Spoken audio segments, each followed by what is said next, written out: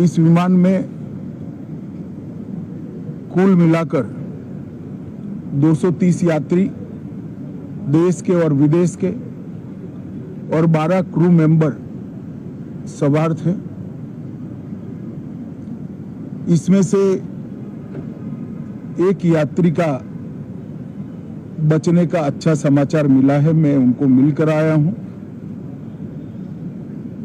मृत्यु का आंकड़ा तो डीएनए परीक्षण और यात्रियों की पहचान के बाद ही अथॉरिटी अधिकृत रूप से घोषित करेगी, मगर जो यात्री बचा है उसको मैं मिलकर आया हूं। घटना के तुरंत बाद गुजरात सरकार ने बहुत त्वरा से डिजास्टर मैनेजमेंट की सारी इकाइयों को अलर्ट करते हुए, चाहे हेल्थ डिपार्टमेंट हो, चाहे फायर ब्रिगेड हो, चाहे पुलिस विभाग हो, भारत सरकार की भी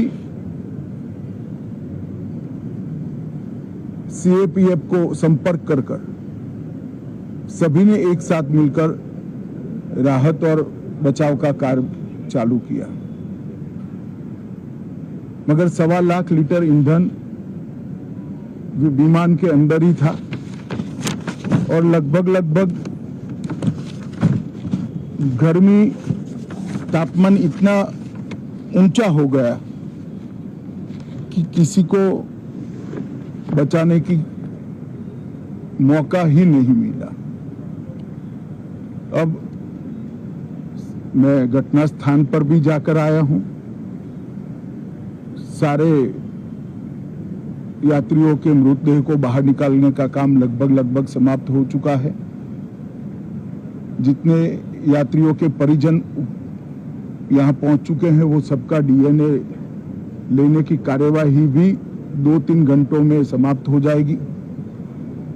विदेश में जिनके परिजन हैं उनको सूचना देने की कार्यवाही समाप्त हो चुकी है और जैसे ही पहुंचते हैं उनके भी डीएनए सैंपल लिए जाएंगे और मृतदेहों की पहचान के लिए जितने मृतदेह मिले हैं इनके भी डीएनए सैंपल लेने की कार्यवाही समाप्त हो चुकी है।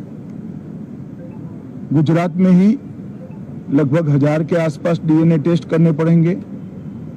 ये सभी टेस्ट करने की क्षमता गुजरात में विकसित है, तो डीएनए टेस्टिंग के लिए कहीं गुजरात के बाहर जाने की जरूरत नहीं पड़ेगी।